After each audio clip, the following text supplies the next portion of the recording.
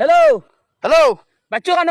আমি তো টিনের উপরে টিনের উপরে এলকু গিতা ওটে স্টুডেন্টের গাড়ির স্টুডেন্ট মারতাম তুই ঠিক যাইতে তুই এলকু টিনের উপরে বইয়া গিতা করো যা বা গাড়ির ব্রেক ফেল ইয়া নেনাগুর আগে হলি গেল বা খাটাত লাগি আর বাড়ি টিনো ডাইরেক্ট টিন সেবা করে টিনের উপরে গাড়ি গেছে কি ডাইরেক্ট এখন আমি কিতা করতাম মানুষ টিনের উপরে লগে গাড়ি তে এইটা মানুষের কেমন ক্ষতি হয়েছে এটা মানুষের বহুত ক্ষতি হয়েছে গড় কেন আসেন না বাঙ্গে হলি গেছে জায়গা গড ডাইরেক্ট 70 সেফটা ফটো আসেন তোর কাছে ওই ওই তে ফটো করে দেন ফটাফট দে ফটো দে ও দিয়া লো লো লো দেখো ইয়া